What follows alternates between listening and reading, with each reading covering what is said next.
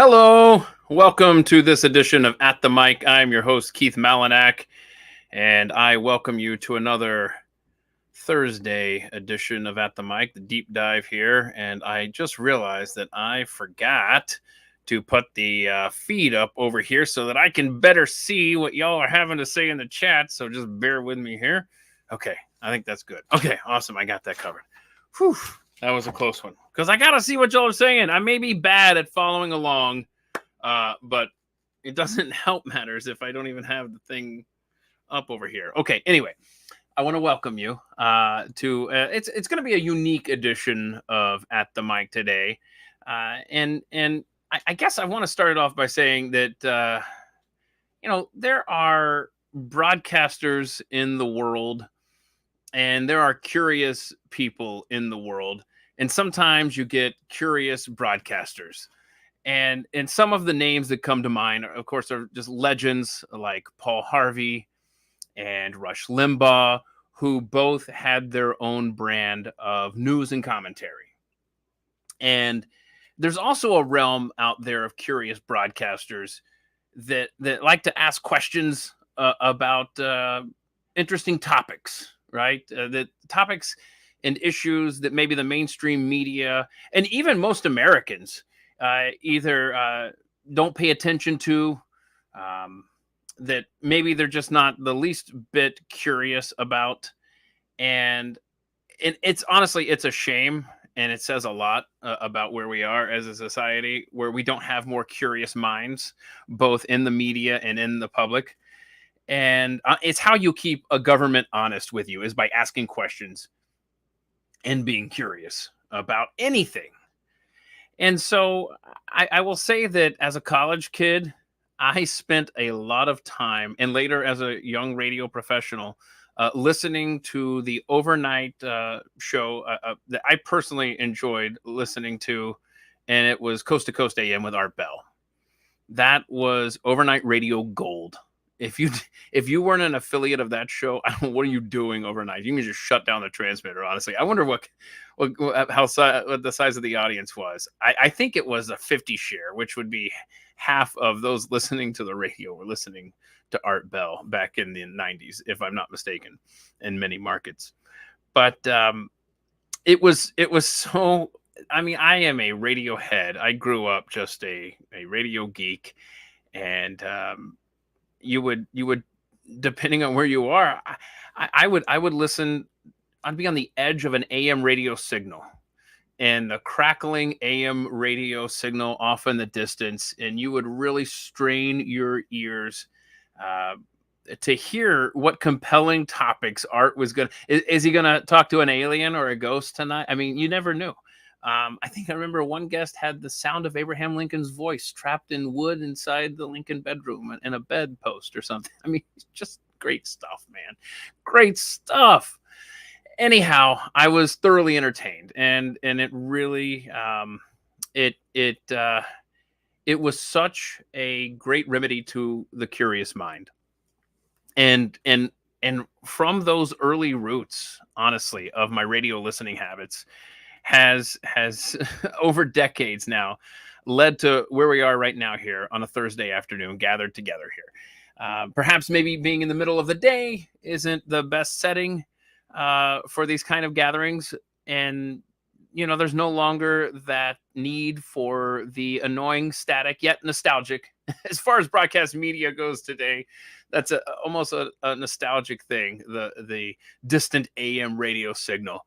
But in this age of media, you can watch this overnight if you would like to. You can wait, right? And you can wait until it gets dark before you listen to our Thursday deep dive shows. But I will tell you this, I'm grateful for your presence, and listen to the show at your leisure when you so choose. But if you're here today hanging out live, I really do appreciate that as well. We are a curious group, and I'm just grateful for all of those of you out there who take the time to not only tune in, but to participate. And we learn new things together. And that's the goal of this show. And we're not going to stop. We're going to keep asking questions, and we're going to keep just finding fun stuff to discuss. And I will stop babbling now, and I will bring in my friend here. And by the way, can I just say hello, Brad Staggs? How are you, sir? It's good Hi, to- Keith Malinak. I'm so good. Yeah. I was listening to, I mean, you were getting nostalgic, and I was just smiling, I feel I have a warm fuzzy. Right? I mean, you say, but those days are kind of gone, are they not? I mean, Yeah. now we have it's everything has a benefit, and it's a pro and a con, right? It's great that we can get our shows and our voices and all that good stuff out there. It helps us where we can reel in whatever we want, whenever we want. But Mhm. boy, there was something about that AM radio and overnights with our bell. Am I right? I used to listen when I lived in California. At night, I could listen to KBOI from Boise, Idaho, and I think they were on 610 AM, which was the locally in Lancaster. It was 610 AM KAVL, which I later got a job at. But I remember at night, it was just amazing to be able to listen to the radio stations that far away, and listening to things like Coast to Coast. Yeah, I mean, there was nothing like it. Radio was, I don't know, radio was more romantic then, before That's the word. Clear Yeah. Channel and iHeart effed it all up. All due respect. You and I in the audience, we could do this for the next 2 hours. Just talk about radio stations that we listen to long distance. I will say that as far as those of us that just love AM radio, I'll say that it's almost like going fishing, right? When you go fishing, you reel in a big fish. Like, there are some big fish gets for AM radio in the course of your life. And I know that one time my mom picked me up at the Las Vegas airport. We were driving to where she lived at the time in Utah. And we're in the middle of, we're in the desert, right? High desert. Yep. And I was listening to KFAB out of Omaha. Because anyway, whatever day they had this huge dry line come through, and I was just listening to that, and it was coming in crystal clear in the middle of the Nevada and Utah desert. There was a time where my mom and I went to the top of Scottsbluff, Nebraska, and I was listening to the weather report of Kirk Mellish on AM 750 WSB. I think it was a Christmas Eve or something. And then what was the other time? Oh, it was still daylight in Omaha, and I was driving out to Carrie's grandparents, and I was listening to like a Braves call-in show, a sports call-in show, and I heard my friend on there in the 10 minutes that I got this weird signal in the daylight. We could do this all. That's because we live in the Matrix. Oh, do explain. No, we live in the Matrix. None of this is real, so things like that can happen, and that's why the Matrix because that would be a great plot for a movie, because nobody would believe it that you'd heard your friend on some other radio station, a gazillion miles away. So they throw that in there as a plot point in the Matrix. I mean, I have an example. Look, I don't discount anything. That sounds like a future guest here for Deep Dive. The early days of the interweb back in the late 90s, when chat rooms were big. And did you remember the chat rooms way back when? Oh, yeah. I worked overnights in Atlanta. I know exactly what you're talking about. And that's where I was listening to Coast AM straight through as the board op in Atlanta for 4 or 5 hours a night. And so you would see these chat rooms. Well, it was more like a bulletin board. Anyway, continue. I forget all same thing, bulletin board, chat room, whatever it was. But you could they had different topics. It's kind of like subreddits now, but they had different topics. Yes, and you get in there and you could talk. You talk back and forth in real time. And I moved to Nashville, and I'd grown up in Lancaster, and I was can't remember what the topic on the chat room was. Anyway, I was just like, yeah, I used to live in Lancaster, and the person on the other end, and I'm in Nashville at this point. Lancaster is, all the way across the country, and California, not Pennsylvania. And the person in the chat room said, I live in Lancaster now. I'm like, whoa, that's weird. I live out on the east side of I live on the east side of Lancaster. Oh no, they're in the house. He was in my old house. Oh wow. What I mean, small world, man. But what are the odds of that happening? We're in the Matrix, right? That's the Matrix. That's throwing in a plot point. So you go, It's just That's weird. kind of cool. By the way, before I go any further here, and let me just say one more thing is that growing up in Atlanta, we didn't get a lot of winter weather, and this sad sap loser would, before the sun came up on school mornings, I would tune in AM, what was it, 700 WLW? WLW. Is that Cincinnati? No, that's New Yeah, Orleans. it's Chicago or is it Chicago or I listened to Cubs games just because I could, out of Chicago. But anyway, I listened to Cincinnati just so I could hear the school closings and basically live vicariously through the school children in Southern Ohio. But let me Cincinnati, yeah. Cincinnati, okay. Let's see here. Where is I have a graphic for you. Where is it? I just saw it too before we got started. Here we go. Let's see. There's that. See, boom. Oh, TheDailyMojo.com. look at that. I didn't give a proper intro there for you. So Yeah. Brad Staggs, TheDailyMojo.com. And then you still selling the MH370 stuff? Yeah, we sell, whatever we can sell. So what do you want up there? That? I mean, that's fine. TheDailyMojo.com, and that's where you can listen to the Daily Mojo. It's also where you can listen to and watch Midweek Malarkey, and also Saturday Morning Live with me and Jeff Fisher. Jeffy. Fat. Yeah. So we do that on Saturday mornings because, well, can you ever really get enough of all of us? No. Right? We're ubiquitous. We're like start Chinese using that food. word every podcast in I honor love of the that former traffic reporter I worked with in Atlanta, Keith Cowan. He would always say the ubiquitous ladder in the roadway. That word is everywhere. Hey, look at what you did. Right? I like that. Oh my gosh. Thank you. Okay, you know what I got to do here? I got to since we're doing this Thursday deep dive and we just talked about Coast to Coast AM, I've got to light a candle, right? So I thought you were going to play the theme music to Coast to Coast. Oh boy! Oh, hold on. Can I? What was that? Was that ABBA? No. It's not. It's something sure? Obscure and weird and awesome. But can I just tell you, while you look that up, let me tell you, Ross Mitchell, the voiceover guy, the big voice, Coast to Coast AM, Art Bell. Okay, so anyway, let me just say this really, because you don't get a lot of these stories, especially in this profession. My gosh, this is going to be just Art Bell, Coast to Coast and AM radio. I promise this is it, and then we'll get on to this conspiracy talk. Me and another producer in Charleston, South Carolina. I can hear it. Yeah, but you can hear you too. Oh, yeah, shoot. There's a little feedback issue there. But anyway, so me and this other producer, his name was Stu, not Stu Bergier, Stu Morris. We did a Saturday morning show. I mean, we are absolutely nobody. We're two producers in Market 76 doing a show at 6 in the morning, Saturday mornings.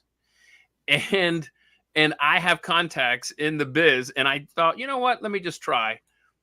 And it was the greatest thing. I wish I could find tapes of this. We got Ross Mitchell to how Art would say, have his voice guy say east of the Rockies, west of the Rockies, wild card line, international line. Well, in Charleston, South Carolina, anybody watching right now is familiar that there's several rivers that come through. There's the Ashley River, there's the Cooper River, there is the anyway, I forget right now. But anyway, and so it was the same phone number, regardless of where you lived around Charleston. But we had him do east of the Ashley, call 843. Blah, blah, west of the Ashley, 843. Same thing. Oh, wait a minute! Don't they do that? And he did that for us, a lowly weekend show. Anyway, how much you have to pay him? Nothing. That's what I'm saying. It was the coolest thing. When you have cool stories to tell about this business, you tell them, "Thank you, Ross Mitchell," wherever you are. Yeah, but ain't nothing free. But that was you don't get a free lunch in this world. Okay. You ended up. Anyway. Oh, by the way, the name of this that I came up with here, I realize it's not the best name. The whole thought is that we're just hanging out at a bar. I couldn't come up with anything better than that. Is it? By the way, is it? Hold on. It's Barfly. Is it bar? It's Barfly. Is it bar space fly or is it one word Barfly? It's one word Barfly. Dang it! I should have just made it Barfly. Yeah, I think you're right. So now it's ruined. It is. Pretty sure it's Barfly. Yeah, is it? Just check it. Yeah, you check that for me. I'm pretty sure it's Barfly. And we'll just because I always used to think cross check it. Yeah, well, there was a movie called Barfly, and then Barfly film and Mhm. Barfly. Yeah, it's There, all fixed. one word. Look, Barfly. I fixed it. Barfly. See that? Look at that, huh? It Now it's always looked Barfly. like Barfly to me. I know. But then So as I was welcome to telling you, I always Barfly. thought schedule. I always thought the word schedule was schedule. I wasn't a very smart kid. By the way, this will be the first. I have high hopes that we're gonna do this again sometime. We just hang out here, shoot the breeze, hang out with the good folks, see what they have to say. And I thought what we could do here is, and by the way, let me start off. This is a conspiracy theory for you. Why is it that this paperclip, and I wasn't upset about it. I just thought it was weird. I put this paperclip in my mouth earlier when I was show prepping. I was like Ouch. moving papers and stuff. And I was like, oh, wait a minute. It's not like this nasty metal that makes you feel weird and stuff. It was like rubber coated. It's like Yeah, that'll just give you cancer. So you won't get the. I didn't mind it. It was like, oh, I'll leave this in here for a while. Now it's like kind of soft and stuff. See, You're telling me now I have cancer. that's how the fish feel when you throw plastic into the ocean. Hang on a second. This is an important comment. Hang on a second. This is important. This is important. Is the audio, are me and Brad the same level? I have been having microphone issues like hell I lately. have that all the time. Okay. That is a problem all the time. And the Yeah. weirdest thing is you can't, because everything sounds great to you, right? Right. Everything sounds great to me. I need the people to chime in here. And then Tom says, how do I get on the Daily Mojo? He's a ghost hunter. Ghost. You got to talk about ghosts. All right. So, and then it's back in the old days of radio. I was talking to Jeffy about that. You would have two buttons in front of you. One would be program, so you could hear what was coming out of the board. The other would be thank you, Toby. On air. And so you hit that and you could hear exactly what was going out over the air. With all this technology, we can broadcast to the entire planet, but we can't hear what you're hearing. Right. Well, but see, the cool thing is that despite my microphone issues today, or the last few weeks, really, it's a long story. It's not you. It's not just you. It's but like, I just realized when we logged on today for this conversation, I saw a setting that I hadn't seen before today, and it said make all microphones the same level, and I thought, why the hell haven't I seen that option before today? So I guess it probably wasn't there before today, because the Matrix threw that in today so that you would go, wow, I should have seen that before today, but it wasn't there for the find me a guest. And that's part of today's whole shebang here with the Barfly episode 1, is that y'all need to help me find guests, and I will take a guest for a discussion. Someone wants to make the case, a serious case, that we're in a Matrix situation and none of this is reality. I want to talk to somebody. Every guest that I have on this show will always be treated with respect. I hope that now in an ideal setting, it's a guest on a topic that I haven't made my mind up. But there are going to be things that, I'm a human being. I'm going to have an opinion on. But the guest will always be treated with respect. So if you have a good guest, please, because I've got tons of stuff I want to talk about, and several of them we will discuss today amongst friends here at the bar. But it's very difficult to find guests for me anyway. And I've been a producer and booked guests my entire career. And so maybe it's Thursday afternoon, first of all. Yeah, I know. Oh, no. That's a fair point, because that has come up on more than one occasion. I'm willing to pre-record, it would suck for the chat, but that's just it. You don't, it's you lose something. Right. I'm betting Joe Rogan, if he decided to do a 1:00 on Thursday afternoon show, he'd be able to find a guest. Right. Wait a minute. What are you saying, man? I'm saying that it sucks, but it's true. Yeah, I know. And but you know what? We're quality. We're not quantity. We're quality. Yes, right? You're right. Isn't that what the shirt says? I'm quality. Yeah, I'm trying to see, Tanner is trying to leave the room, and I guess the door's closed, and I forgot, and he's staring at me like, bro, what up? So I just sent a text to one of the children. I just heard a cat. Kitty was just in here wanting something, so it's the same thing. Animals, they know when you start, and then they jump into the middle of it. They're So like, all right, enough of this. It's my turn to get some attention around here. yep, Okay. they're selfish. Yeah, that's true. Actually, Sue makes a good point. My guest always gets sick, so it's kind of like the kiss of death, if you will, so to speak. Okay, so hold on. What was that? Scott Adams always talking about being in the sim. Oh, really? Interesting. Thank you. Scott Adams, the cartoonist. cartoonist. Ah, You do, right. and she said, I don't understand it. You mean the simulation? We're all in a computer program. We're all in the matrix. Nothing around you is real. You, in my simulation, you're nothing more than a name on a screen right here. You don't even exist as a human being, unless, of course, I somehow sought out seeing you, and then if we were in the same room, then the matrix would have to create you. Wow. I mean, that's how it is. That's I'm the going to idea. noodle this out. Maybe you'll be my guest for the Matrix episode. By the way, we were talking about, I mentioned Paul Harvey. I mentioned Rush Limbaugh, Curious Minds, Art Bell. In this realm of what we're trying to do here on Thursday afternoons with the deep dive, if Art Bell blazed the trail, then Alex Jones paved it, if we're being honest. Right? I mean, that guy has stuck his neck out, and he took the mocking. I see. I'm sorry. I was thinking the other way around. What do you mean? Yeah, no, you're right. No, so if Art Bell was he macheted Davy it down, Crockett, and he makes he macheted all the Cumberland twigs Trail. I got. Now I'm with you.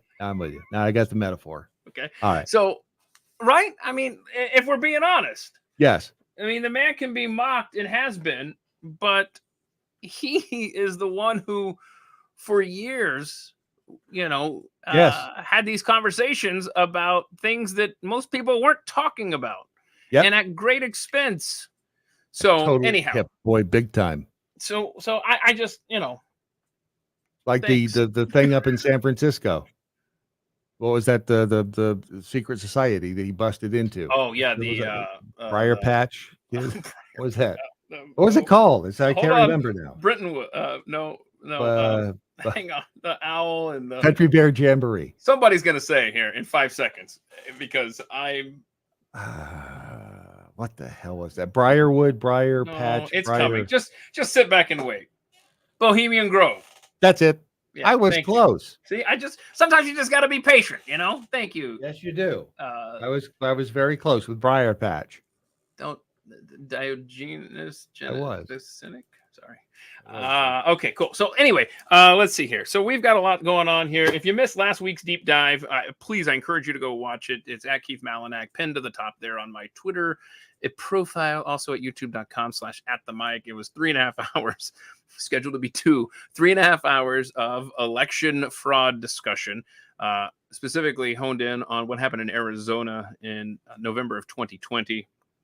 And that conversation will continue in 2 weeks at this time when Jovan Pulitzer comes back. We've got so much more to cover. Please go and subscribe, click the bell. And YouTube let you do that? Well, yes, so far. Shh. Remember what you just said?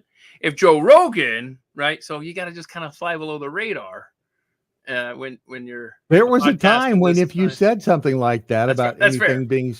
But the only thing missing from the YouTube version that so you can get the full 3.5 hours on Twitter, but you get 3 hours and 27 minutes on YouTube. When it was all said and done, the only thing that we had to take out was the clip of Bernie Sanders, who was talking about how it would all play out. He knew so specifically, and he even knew the states. He knew everything.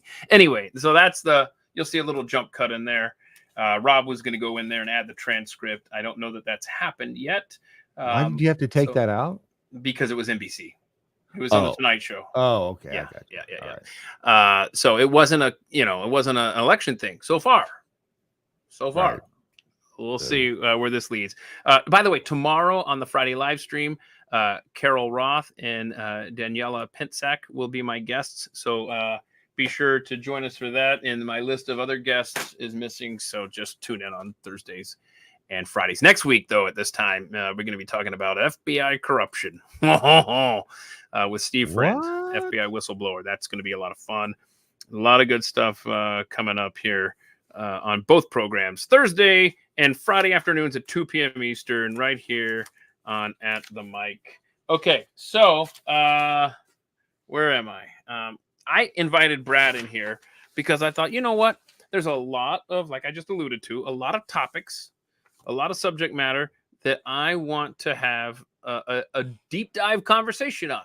But for whatever reason, to this point, I don't have the guests for these. And I started talking with Brad. I was like, you know what? I want to talk about this. Hey, can we talk about this?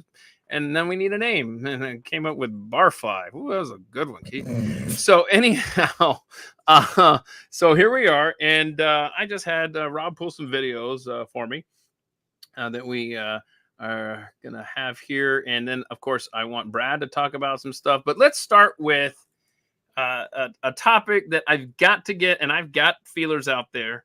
I'm just waiting to try to get something arranged, I hope, for this.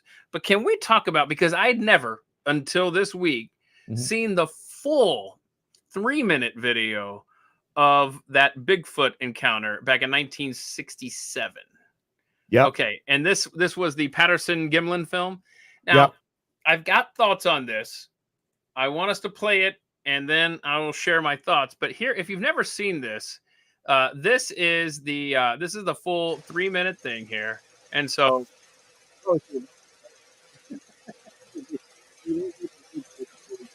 here, but these guys actually, they had, and if you know more on this, please chime in on this if I've got something wrong here.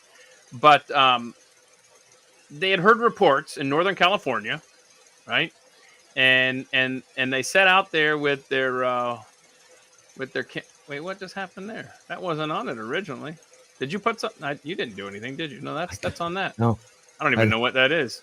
That's gonna dampen the whole thing. Whoa, that's weird. So there you go. There's the Bigfoot. Pretty fascinating. You saw, now the Bigfoot, of course, transformed into letters, and that was wild. See, that's the Matrix. No, it's not. That's the Matrix. Not the Matrix. That's the zeros and the ones making up everything that looks and doesn't look real. It happened in the Matrix movie. I'm gonna try. Now you just saw it in real life. No, okay. Let me do this. So they're hanging out in the woods. Okay, all right. You got it. They're shooting some. Hang on. I'm getting it. See, I can see it right now. You can't. But just hang on. I promise it's coming back. It's coming back. There we go. I don't know if it's coming back with the letters, the random Matrix. They're shooting something. Garbage. Yeah. So anyway, so he's just hanging out. Now the horse apparently at one point gets spooked. Now that doesn't show up here on the film that I saw. Maybe that's him right there. I think no. He's coming toward me. Sorry. Where are we on the thing here? Hang on. Okay, so we're getting there. Hang on. Here we go. We'll zoom in a little bit here if I can. Not too much, Malinak. So then you see. Okay, there's a horse. Okay, so he's got a horse when he's leading the donkey thing there. Maybe I don't even know. Here we go. So now they're starting to hear something. They're like, oh, what the hell? Let's see here. Okay. I'm hearing something. And he pans over to the left. Right? This is my understanding of what I read. Mm-hmm. What am I hearing? That's weird. Oh, wait, what's this? What the hell? Whoa. What is this? What is happening? That is a large creature. And suddenly the camera guy has epilepsy. Well, he's running toward it. And then he has to stop and just start shooting. See? And then looks back. Famous look back, right? Look. Name's Daryl. Named Patty, actually. Because upon further analysis, that creature had breasts, and they named it Patty, short for Patterson. Why do men one of the guys always want to see breasts on something? Guys went out into the woods with a camera. They wanted to see Bigfoot boobies. So anyhow, there's that. Look at that. Look at that. And then you see it going off in the distance. It's pretty wild, right? Huh? So yeah. So you sent me something though. I did. You sent me a version of this that I'd never seen, which is explain this, because we have a video later on coming up along these lines. It's the stabilized version. Do you know how they do this? It's fascinating. Yeah, the stabilization, they just blow it up and then make sure that one certain pixel or a group of pixels always stays centered on the screen. and they're able to not only stabilize it, but digitally enhance it so that it's cleaned up. They get some of the noise out of there. So good. Yeah, and how cool is that, man? I mean, does it look? I mean, I don't know how they determined that it had like that turn back there. Apparently, they've really done analysis far beyond the scope of a barfly episode, but they've seen the breasts and all this stuff. 7 feet tall, they estimate. They have theories on maybe they were trying to that she's trying to lead them away from kids and stuff. I've watched a lot this week on this, but here. I want to believe that the Sasquatch and Bigfoot and all this stuff is real, and I can't say definitively that it's not real. But the only thing that kind of makes me hesitate on the Patterson film is that they were specifically going out there to find the Bigfoot, and then that curious pan over to that. I don't know. Again, I've never heard it debunked. I've heard just the opposite, but it is questionable. It's just convenient. Like I've okay. You know what? I'm sure that Tom Carr in the chat, who was a guest a few weeks ago here, I'm sure you've gone hunting for ghosts before and not found them. I feel like this was the first time these guys went out there. And it's just wow. That's at one point convenient. I saw a video of, and I think they're both dead now. But there's a story on Wired from 1999, and even at that point, Patterson had died, but Gimlin was still around, and he was still saying, it's legit, and all of these debunking people are a bunch of whack jobs. Now I don't know if he's dead now, but I've also seen other people claim that they were in the costume. I saw one guy said, "Yeah, that's me in the costume." Okay, yeah, sure, okay, got it. No, but look at Tom Carr. I was asking him about ghosts. He's saying he's a ghost hunter, and yet he's also had a Bigfoot experience. You got to give somebody some of these experiences, Tom. You can't go guard them all for yourself, man. Right? Oh, okay. Let's see what else. Personal. What was the personal Bigfoot experience? Oh yeah, I mean, did he have a? Did he? Like, well, we got to wait for him to type it and stuff. He had a foot rub or what? I had a phone number. It's 208-563-1802.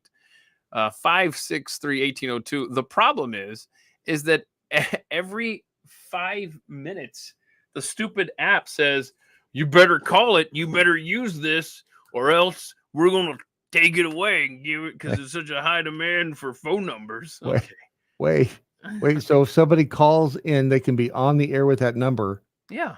But then in the middle of it, it's no. Oh, no, you're misunderstanding. Between shows, okay. I'll get these little alerts because I'm not using the phone. It's like I swear, if I'm not on it, I guess every day making a phone call, right? Then it gets pissed off, and it's like, you know what? Fine, we won't even. Yeah, look at this. It logs me out and everything. I do not know how to log back into this thing, especially on the fly. I didn't even know that existed. I didn't even know you had that. That's amazing. Yeah, and it's probably the way the Chinese are spying on you. Wait a minute. Okay, so do you have any thoughts? I mean, and by the way, if anybody has a good guest, please contact me. You can. My DMs are available. They're open. All right. Seed RV says, how many of you would run towards it, especially 50 years ago with no TikTok? I'm kind of with you. And if this thing is 7 feet tall, why? And if it's trying to lead you away from the baby Bigfoots? Is that the idea? That's what I saw in one of the interviews I saw. Don't go over here. Don't go. That's the nest of baby Bigfoots. Don't go. Okay, Tom, I'm calling you. Tom, I'm calling you. I'm calling you right now. Should have done the whole, hey, come this way. But it should have, done this. Right. Exactly. Okay. I'm seriously calling you right now. Can you tell us about, but we have other stuff we got to get to, but I do want a quick phone call with you, Tom, if you want to talk about your Bigfoot experience, or maybe we'll do, you know what? Time out. I'm not going to call you Tom. I will have you on at some point to discuss your Bigfoot experience. So just don't let me forget when I do a Bigfoot show, I want you to talk about, anybody has an experience, please let us know. Okay. Benjamin said You got more to say about if this. we lived in an alternate reality, the program would have been better and Joe Biden wouldn't be president. That's a fact. He's part of the simulation because nobody believed that crap either. That's the thing. He may not even be real himself. Right. How many people have actually, amongst all of us here, it's almost have like ever seen him? It's almost like he's AI that went bad. Right. You know? He's like the iPhone 3 that's still trying to find the network that can't. And it's like he's better have Wi-Fi available at whatever event you drag him out. He needs to be hardwired. He needs to be hardwired in, and it's just not working for him. But I'm like you. I want to believe that Bigfoot is real. And why wouldn't? I mean, it's feasible that there could be something up there in the mountains. Okay. Living off by itself. There is Dave Paulides. You know who he is? Yes. I've tried. Yes, I do. I know who that is. Tried to call him too. I'm trying to get him on to talk about weird disappearances in the mountains, right? Right. Or national parks. Well, he has. I think he went up into the mountains with this group of guys, and I wish I'd quit you, but they spent the night in this old camp in the mountain. I can't remember the Sierra Nevadas, wherever it was. It was way in the middle of nowhere. And there's actual audio of a weird something making a weird noise. I don't like it. And it's almost like there are two of them talking to each other. I mean, I don't find anything difficult to believe about there being something that we don't know about. Yeah. I mean, they're always discovering new species and stuff, man. Right. Yeah. Now, we have satellites that you'd think would be able to find this stuff, but what do I know? Oh, Benjamin, I don't have a missed call. Oh, all right. Well, we'll try to get everybody on with their experience at some point. Maybe we'll do open lines at some point, huh? Once I get this phone number figured out. Okay. So let's go to my video that I have here. I have a few videos of the Las Vegas aliens about a year ago, right? And that was April of 2023, May, somewhere in there. Anyway, this is trippy. It is trippy. This is another thing I'd love to have a guest on. Yes, I've reached out. If you have any other ideas, let me know. So this is the police body cam footage, talking to the residents who saw strange creatures there. Here we go. Did you see it? Huh? Did you see it? Yeah, me and him saw it. What'd you see? It was like a big creature.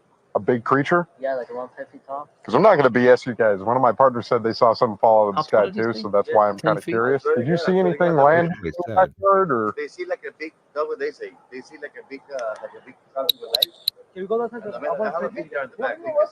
I see a cat over there. Thanks, Copper. Right. Helpful. Do you have cameras? One camera, but it's down to the company. I'm gonna take the camera. This is another one of those unsolved mysteries, man. I don't like it. Well, did you end up seeing the footage? You see it? No. Of the dude who analyzed it frame by frame? Yeah, we're getting. That's one of the things I have coming up here. I want this. Where did they go? Well, they say that. I'm gonna show you. Do you have a dirt backyard? Can you show me if there's right there? And I'm sorry, did you see them go anywhere? No, you didn't. Did they probably go that way? All right. So what do we got here? So remember, there was a fireball, right? That same night. That was prior to this. There was another. Okay. It was a different night. No, it was the same night. Earlier. But it was earlier in the night. Hey, did you guys? Everybody said that it was a meteor. Ooh, I like this. Hey, this might sound like a really dumb question, but did you guys see anything fall out of the sky?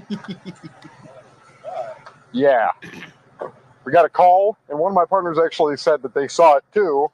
Can I just say, if you happen to see any, I'm not BSing you. Okay, the thing that bugs me about this police officer, and please stay safe, and God bless you, but can you stop?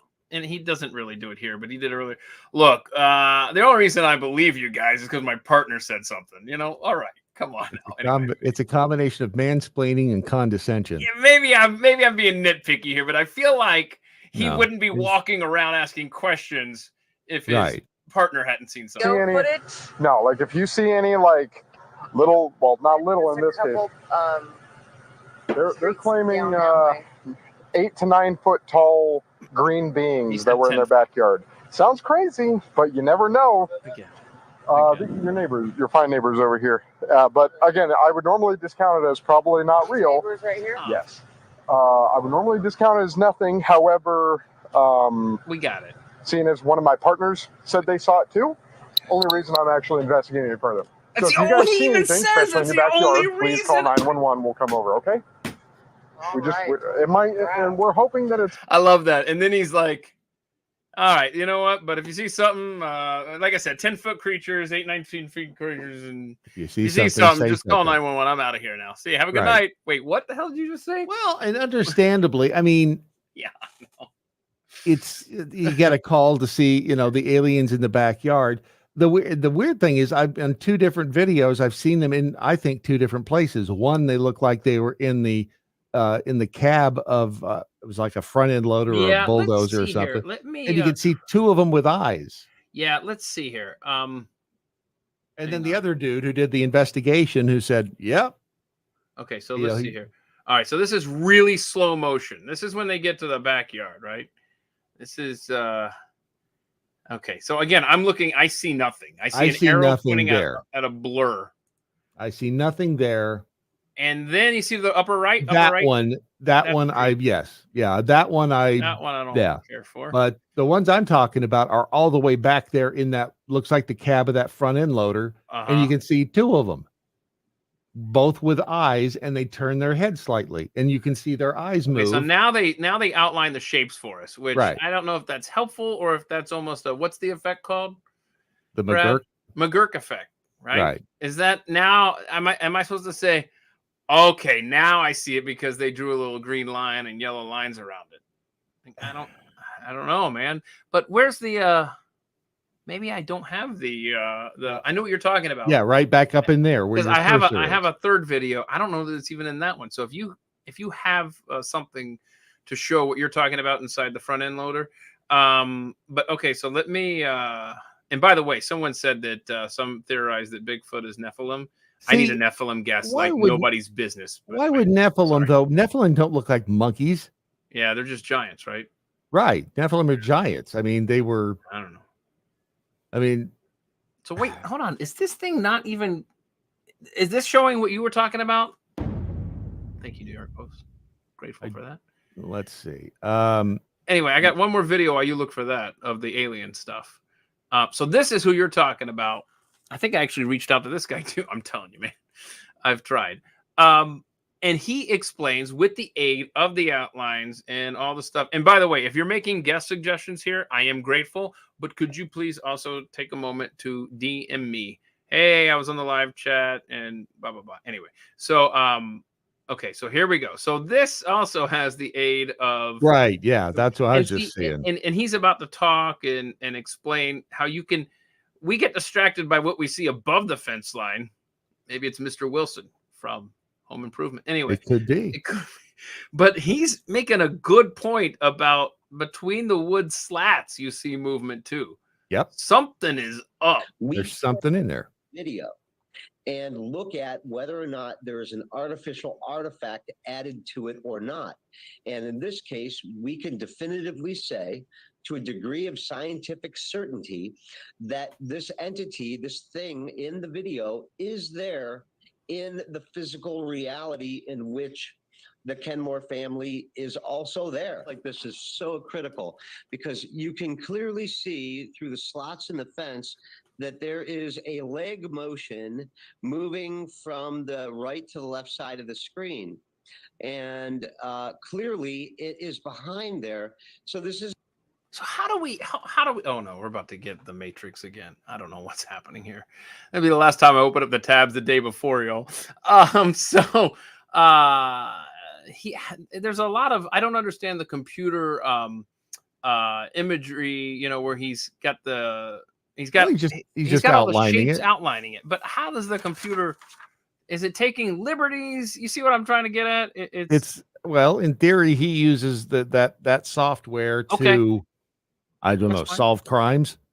I don't know what he does with it. Oh, okay. So in other words, it's So- not just some random, yeah, look at these shapes I'm drawing. Right. You're saying it's a Right. program that is specifically designed for this. Okay, well then that's Yeah. cool. So he apparently does that, and I mean, there's something there, but you can clearly see through the slots in the fence that there is a leg motion moving from the right to the left side of the screen. And clearly it is behind And there. so the guys So this don't isn't just necessarily like a see it head because floating it's so in space. cloaked. This is Right. a head of a What that is going on? they saw. I think they saw the does not ones have full in the front end loader. opacity. At the opacity of the Okay, head so did of the you? shadow is only I haven't found. I can't find that one now. 33% That thing was. I know what you're talking about, though. versus a normal shadow, which would Let's be at see. 100% opacity, or an object. Now, in the when I screen, which first is saw at this a year 100%. ago, And this isn't anything that you did. I It's thought just that what you were I able didn't to know anything about determine through the slats. that this I saw above the shadow fence, and I thought being, that could or have been the this guy's being shadow because in there's the a camera shadows with a bright possibly light. You know what I mean? Like creating that could be. its own shadow. But then when you or see through the smoky slats, filter that's a or little creepy.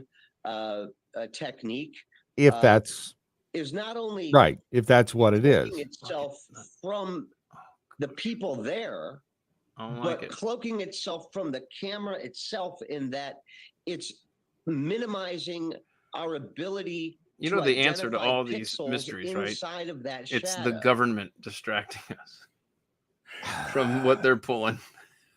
That's what we're gonna learn when it's all said and done. It's all government psyop, baby. One There- after another.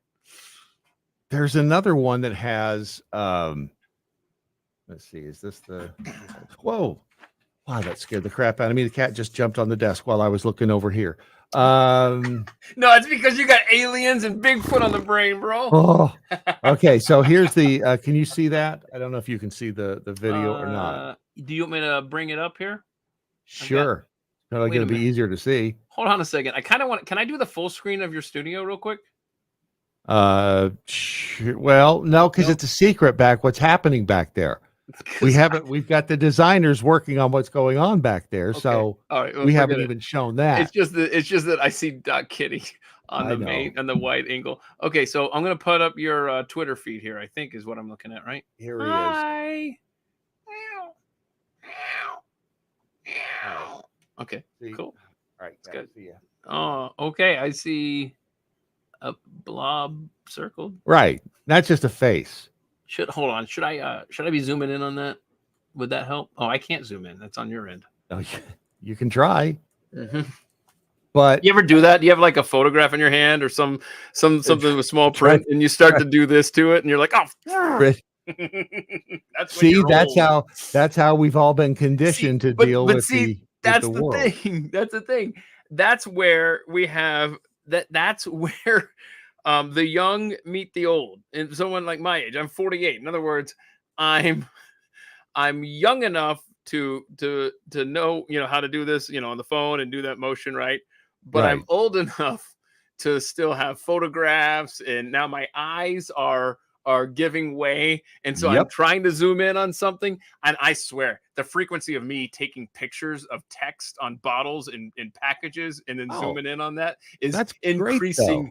That frequency is happening so much now. That's the genius of camera phones, is that you can take the pictures of the little bitty text, because they keep making text smaller. And Okay, that's so just it's not my efficient now. eyes. Oh, good. No. Thank you for making me feel better. They It's just just keep the making- corporations are messing with me. Okay, so Right. what are we looking at here, Brad Staggs? Well, in this video, they say that they've got that's the head of an alien. This is not even the one I was thinking that it was. See, that's what they're saying is an alien right I there. see that now. Yeah. I mean, you can make, again, that what's they call McGurk pareidolia? effect. Well, no, Oh. it's the one where you see faces. It's not paranoia. It's a P word. It's the P and not that P word, but it's where you see Pumpernickel? faces Where- in everything. Oh, And- okay. I didn't know that was a condition. Yeah. Okay, can I be honest with you? When this alien thing came out a year ago, I don't think I even saw that clearly enough. Like right where what you have circled there. Like I remember seeing the because there wasn't a circle on what I was looking at before, a year ago. and I was like, I think I see something. I don't think it was that my brain saw. My point is, if we want to see something there, we'll see something. Right. But let me show you this. This is from 23. This is from a year ago. And look over on the, now this is without all the enhancement and stuff. Mm-hmm. Do you see what's happening over there in the slats of the fence? On the right? Yeah, everybody was saying that, oh, there's something going on. You see the shadows. Hang on a second. Hang on. Yeah, let it play here, because. All right, there you go. That could be. There's something over there, but I don't know what it is. Could it not be a shadow? Maybe there's Yep. somebody behind. Yep. So okay, we got the camera operator, right? Yep. How do we know that there's not someone between the camera operator, going backwards now, between the camera operator and someone shining a massive light? I don't know. Maybe there wasn't a massive light. It just feels like it's so bright there. Is there someone behind the camera guy who's creating a weird shadow thing? Because now that I watched that again without the effects played again, I can see how it might be a shadow. Let me see here. Because doesn't it? Because look now. Look at this. And I'm not trying to debunk this. That's not the purpose of today's show. But you should question it. Yes. Oh, absolutely. I'm just saying right now, for the first time, I'm seeing it looks like the wood facing us actually gets dark. So that could just be a shadow that also illuminates on or blocks on the tree limbs too. Well, you're seeing the gravel on the other side of the fence, and you're seeing a shadow on the gravel. Okay, let me look again. Play it again. Sam. Sorry. So you're seeing a shadow block the light on the gravel. Right. Okay, so there would have to be a light on the other side of the fence. Right. And there clearly is not one. Right. All right, now I'm back to there's something happening. I know. But what is it? I don't like it. What the hell is it? And will we ever know? And right, exactly. It's been a year ago now that we had the big the Senate circus. Oh yeah, that really with David Grush and all that. And is it the government? That's the problem. Is it the government just dicking with us? Can I just say that let's just for a moment here play out this scenario. It just occurred to me.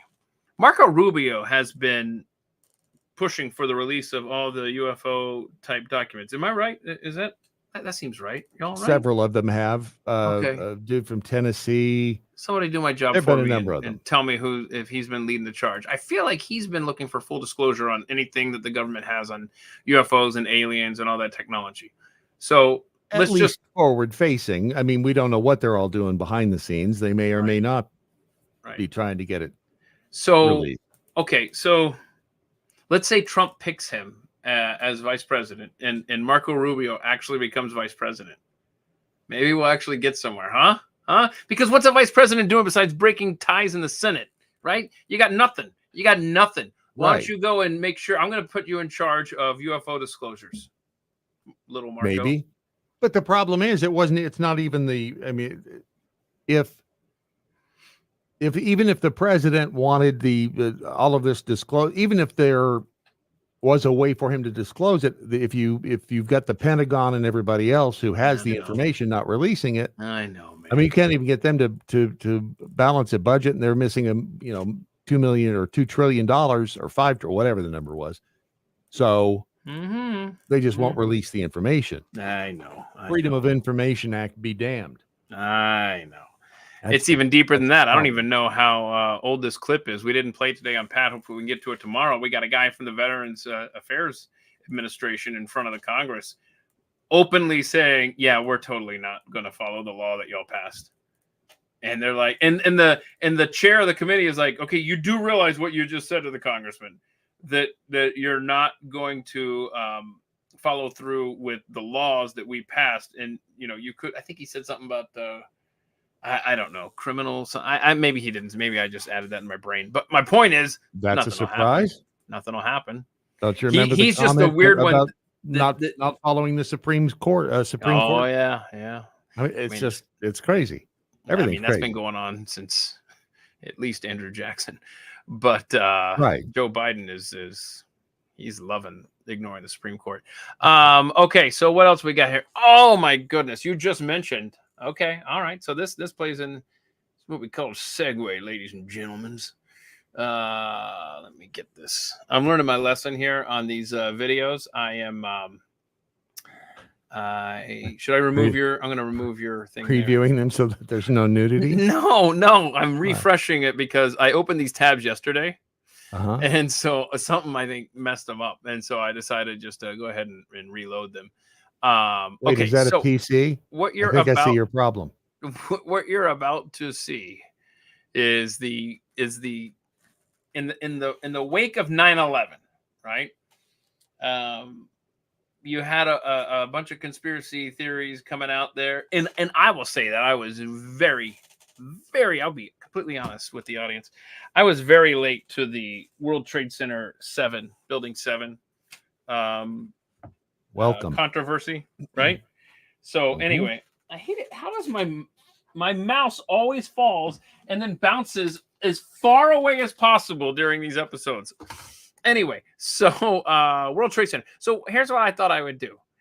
And I watched this, and I wanted to just watch it with y'all and get your thoughts. The collapse of World Trade Center 7. This is the government's explanation as to why the building fell. Before I let the government do their thing, do you have any thoughts on this, or do you want to chime in, Brad Staggs? Me? Yeah. Oh, once you see their explanation, if I remember correctly, is office furniture. And once you see the 7 go down, it's not office furniture. And the University of Alaska at Fairbanks did a study. Okay. Hang on a second. So you're gonna have to explain that to me because I'm not familiar with what you're referring to. But we'll play this as long as we can stomach it. It is the government's explanation in the wake. This is a couple 3 years after 9/11. They're like, oh my gosh, all these conspiracy theories out there about World Trade Center, National Institute of Standards and Technology from the Department of Commerce. All right. Right. Yes. Yeah. New York City, 2001. No tall building had ever collapsed primarily due to fire. Is that audio but too that's low? Exactly what A little bit. believe happened to the 47-story Oh, that's what they believe happened, on September 11th. According to a 3-year comprehensive building and fire safety investigation just completed by the National Institute of Standards and Technology, or NIST. World Trade Center 7 collapsed because of fires. We really have a new kind of stop asking collapse questions that we have discovered here, which is a fire-induced progressive collapse. And in fact, we've shown for the first time that fire can induce a progressive collapse. NIST used detailed data describing the building and its contents to create the most complex computer simulation of a structure collapse ever made. That's not what I just saw. Falling debris from one. That's not what I just saw. 10 floors in Maybe that was 7. a generic. Okay. A break in the city water main from the collapse of the. Okay. Have you ever heard that? A water main break is what did it. Did you ever hear that one? But I thought it was a fire. No. Anyway, continue. Building 7. A break in the city water main from the collapse of the towers disabled sprinklers in the lower half of WTC 7, allowing fires on those floors to burn for 7 hours. The NIST computer model was validated with evidence from videos, photos, witness accounts, and other data. It shows that heat from fires expanded long support beams, causing connections and floors to fail. So you look at the floors failing here, and eventually this column 79 is going to buckle. It fails, and then the entire vertical progression takes place. You got any questions? Buckled column caused additional collapsed floors and falling debris that removed support from adjacent interior columns. A chain reaction then caused other interior columns to fail in quick succession. The outside shell of the building fell. The NIST team found no evidence that explosives were involved in the collapse. You hear that? To show that even the smallest explosive charge that was capable of bringing down the critical column in the building, had it occurred, we would have seen sound levels of 120 to 130 decibels about a half a mile away. That would have been an incredibly loud sound, and that sound was not picked up by any of the videos or witnesses that we have talked to. The team found that World Trade Center 7's design was generally consistent with the relevant building codes when it was built. Our high-rise buildings in this country are very, very safe. See? Having a collapse of this nature is a very rare event. Nevertheless, to ensure that buildings do not collapse in fires, even when sprinklers fail or are not present, the NIST team urges reevaluation of the fire performance of structures with long-span floors. Oh, that was a other very design elements authoritative look similar over toward to his colleague. WTC-7. Okay, y'all. The Hold team's on. I'm sorry. I love the Of this acting by nature is a government very employees. rare event. Let's act like we're Nevertheless, serious and we're to taking this ensure that conspiracy buildings do not seriously. collapse in fires, Watch even when this, y'all. sprinklers fail or are I've not got present, things to say the to my NIST team colleague. urges reevaluation of the fire performance of structures with Yes. long-span floors and other design elements similar to WTC-7. Okay. The team's report also calls for stronger codes. Okay, so now we got more government intervention coming. I love it. Okay. Well, it's the government investigating themselves. Of course. I mean, it seems kind of silly that a steel superstructure and concrete building would collapse from fire. I mean, it wasn't even like it. 3 buildings that day. Go with the jet fuel. I mean, down the Twin Towers, and all right. So, but this thing how didn't does even the have fire jet fuel start in it. Okay, so hold on a second. Did I not pay attention to my good government re-education there?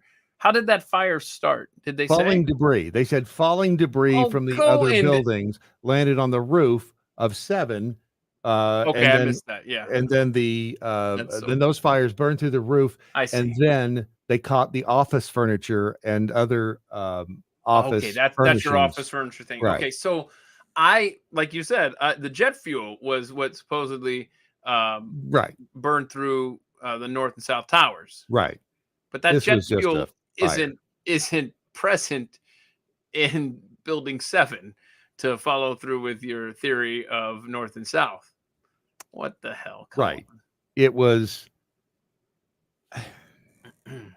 it sounds crazy to suggest that it was demolished, but it certainly does look like if you wanted to make one look like it was being demolished by a professional team. But what was in that building? Just like crayons and like sure. Just there's just like office supplies, like you said, office furniture and stuff like that. Was there anything else in building 7 that anybody can recollect from your studies? And by the way, who was in there? ITT Hartford Insurance, American Express, Standard Chartered Bank, the SEC. Okay. Smaller tenants included the Internal Revenue Service, the Secret Service, and the smaller tenants included the New York City Office of Emergency Management, the National Association of Insurance Commissioners, Federal Home Loan Bank of New York, Provident Financial Management, and the Immigration and Naturalization Service. So a lot of government agencies happen to be in that building. Plus, the DOD and the CIA shared the 25th floor with the IRS. Hold on, you gotta reline. It was you said something there that kind of caught my ear, and I just wanted you to repeat that line if you wouldn't mind, please. The Department of Defense and the CIA shared the 25th floor with the IRS. By the way, it was a clandestine CIA office. It was revealed only after the 9/11 attacks. Oh, damn! Mm-hmm. Wow, that's right. That's interesting. It's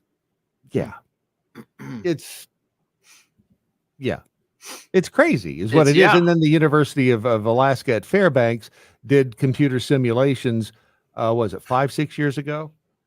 And they said there's no way that it collapsed because of debris on the building that caught fire. Right. You told me that's what the video just said. Mm-hmm. And that was the University of Alaska at Fairbanks did the UAF. Let me see. The principal conclusion of our study This is from the University of Alaska at Fairbanks. The principal conclusion of our study is that fire did not cause the collapse of World Trade 7 on 9/11, contrary to the conclusions of NIST and private engineering firms that studied the collapse. The secondary conclusion of our study is that the collapse of World Trade Center 7 was a global failure involving the near simultaneous failure of every column in the building. That's curious. Yeah, weird that they would all fail at the same time. Yeah, kind of strange. Well, it defies logic. Here's the problem. Mm-hmm. There are so many questions about Building 7 mm-hmm. that if that explanation by NIST mm-hmm. and all those great government actors, right? Mm-hmm. So if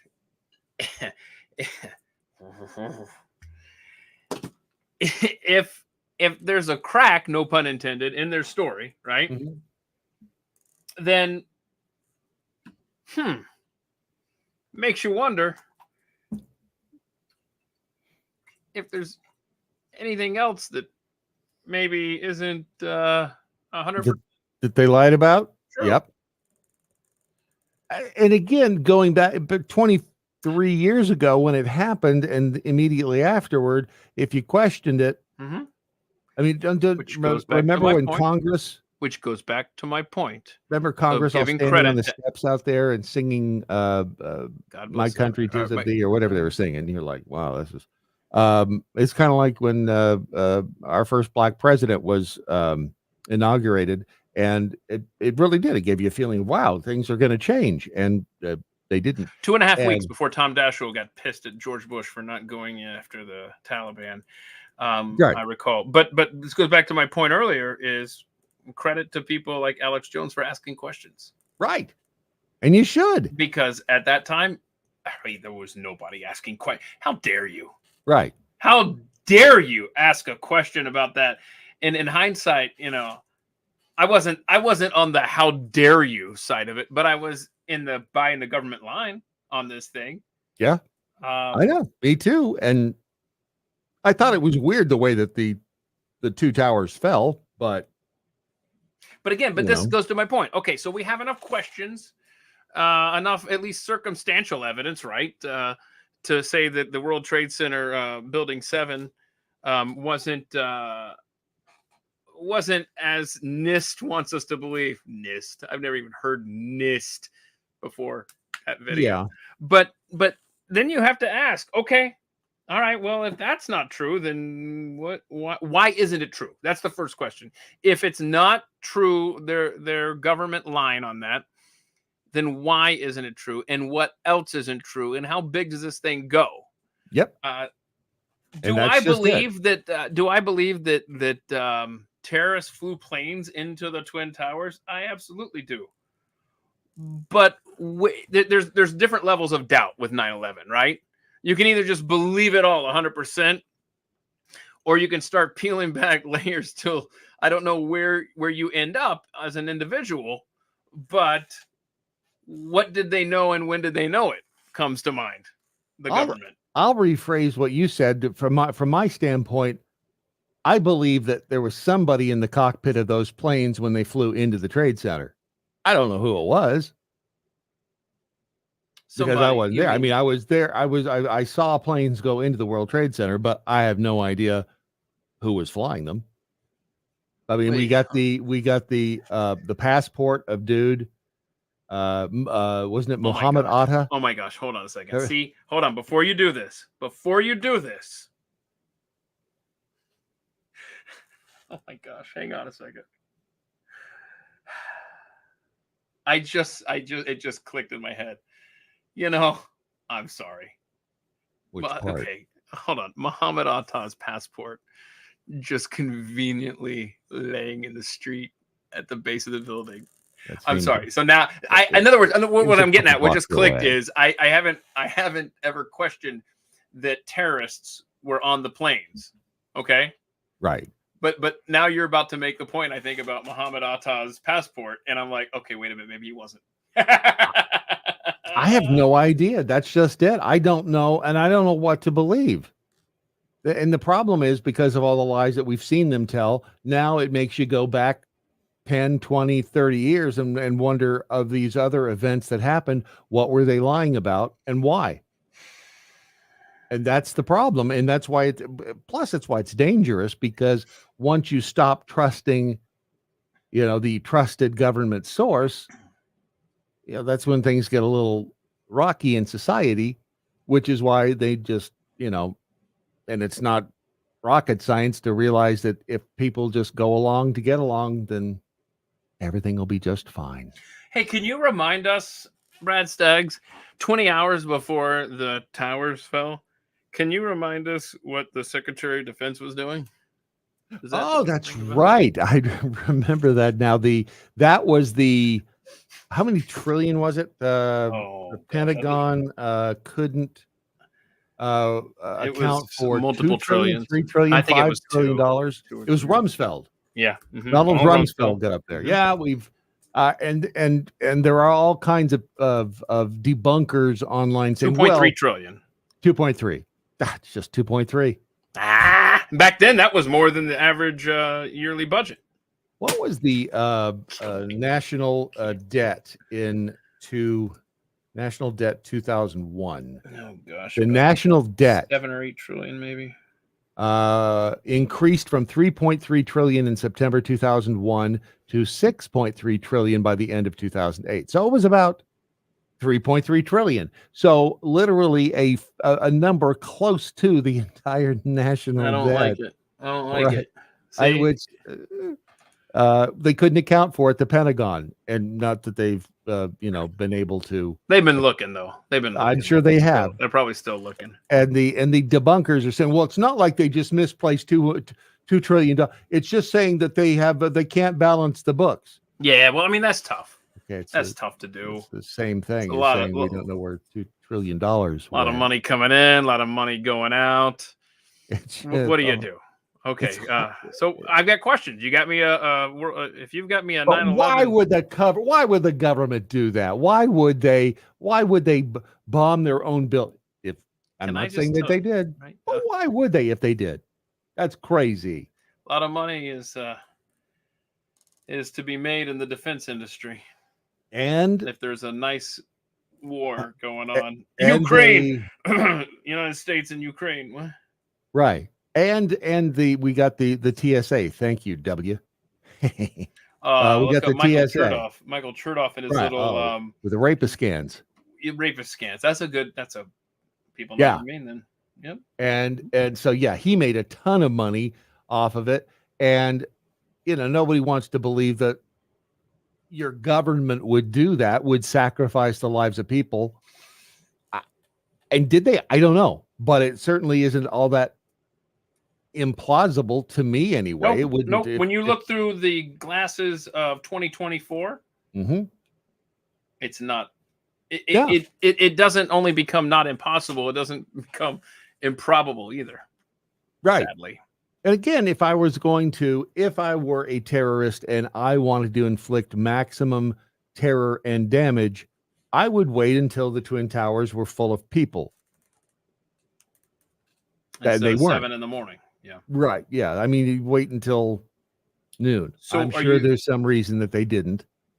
The flight wasn't there or something. But that's what I would do. I would if my job was to create terror and panic, I would kill a bunch of people. You're talking about from a terrorist's point of view, from like say the Middle East is what you're referring to, not the government. Like in other words, if you were just trying to have an excuse to go to war with limited casualties, you would say that would lean toward the government, and not from Libya. I'm not talking about Libyan terrorists.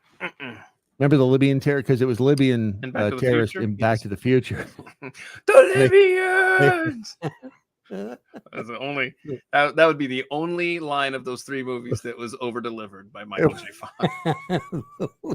Now that's a damn near perfect trilogy, but that one line, the Libyans. We got it. Okay, so here we go. Let's move on. Wait a second. Have you noticed that ISIS hasn't reared its ugly head in a while? Isn't that kind of strange? I mean, well, we've got all kinds of other. that's I'm just because saying we have all kinds of other distractions. yeah, We haven't needed ISIS to become a distraction lately. yeah. There we go, man. There it is. I'm so cynical. There it is. You get cynicaler when you get older. Is it, or do you get smarter? Smarter or cynicaler? I think you've seen the movie so many times that you realize what you know what the next line is, and I mean, if you're paying any attention at all, you just go, "Wow, this movie really does repeat itself over and over and over and over." Okay, so I am late to the party on this one, and there may not be a party here. Okay, but I do have questions, and I've got some videos that I want to share. And let me just pull one of these. This is a picture here. I want you to take a look at here. This is on a pole. A pole picture. Got a 5G cell tower. See, Brad didn't want a sneak peek. He wanted to just learn along with y'all. He didn't know 5G was coming into the conversation today. You got any thoughts on 5G? Here's what I think about 5G. I love it. Is that just before the Rona hit us, do you remember the videos that were coming out of China? Hang on a second. Well, I don't know. These aren't out of China, but I've got okay. People doing weird stuff like having epileptic fits and falling down in the streets of China. And they said it was from 5G. I don't know if it was or not, but then suddenly we had this thing called the Rona, and it pretty much was a media whore and wanted all the attention.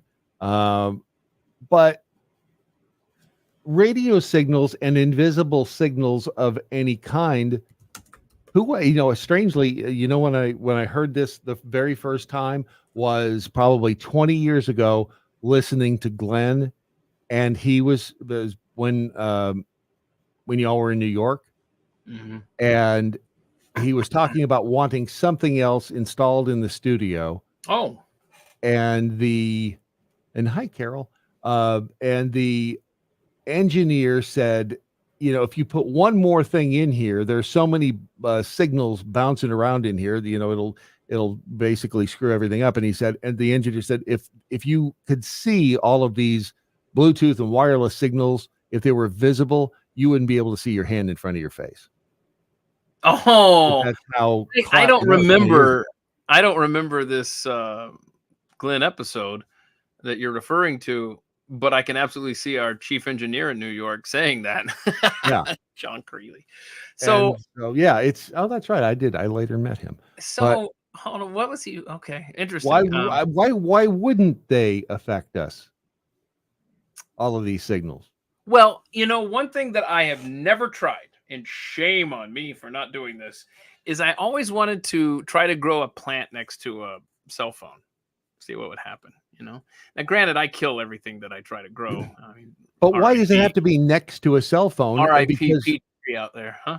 It's not. I mean, is it the cell phone? Are we concerned about the signal No. I know what you're talking about. Or the signal coming into the cell phone? Because if you're talking about that, those radio waves are everywhere. I mean, this thing is just grabbing the signal out of the air. Yeah, but what they're saying is if you put this up to your brain, if you were to hold it, and nobody does anymore. I mean, it's rare that you're in a position where you're doing that anymore. Suck to hold against your face. Like the old brick phones were great. Sweaty and whatnot. And plus, I got things to do. I mean, I cannot just sit and have a conversation. In 1958, okay? I got other stuff going on. All right. I'm sorry that you don't get my undivided attention when we're on the phone, but I digress. But anyway, I like this theory here. Char Adams, warnings that 5G sound like Havana syndrome. Oh my gosh. Don't get me started on Havana syndrome. And that's another topic. That's another guest I need somebody on. And that sort of warfare has been, I mean, the government has admitted that. They've admitted that they've used sound and radio waves to deter overseas crime. Man. I mean, like you talk about hostile actions. So let me put this up here. I don't know what to think about this video because we have we have to take the word of the video creator. In other words, this video, before I play this, you're going to see a drone video flying up toward a 5G tower. And then the drone melts, Brad, and catches fire. It doesn't seem good. No, that's what the narrator says. But I've got an alternate theory here, so here we go.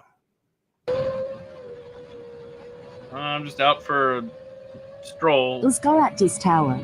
I hate those stupid AI things. Oh, Malinak, you didn't reopen the... Oh, Matrix time. Stand by. I didn't reopen that browser. What a dumbass. I hate me. Hang on a second. Here we go. This post is unavailable. This tower.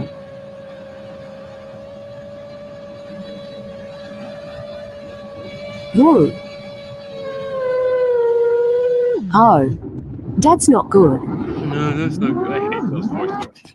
All right, now it's melted. That's on fire. And then it catches on fire. That's bad, right? Please, no smoking. Okay, insult. Okay, insult to injury there at the end. Anyway, so I mean, this whole video is just that could be edited. That could be edited. Exactly. We never see a drone on fire. I know. Well, not only that, but let's just say, hold on. You know what though? Let's do this again, y'all. Let's do this again, and let's hold on. Let's pause it. I wanna see who's at the ground here. Let's go at this tower. Okay, so there could be somebody hiding behind the tree, right, with a little smoke. I don't know. What I'm saying is, this is too convenient how it just goes straight to the tower. It doesn't fly around the tower for a moment or two or anything like that, or try to fly by the tower. It just gets up close to it and it's like, oh, okay. Now maybe he has disposable income and he can trash a drone. Let's see here. Is there anybody down there? I can't tell. Whoa.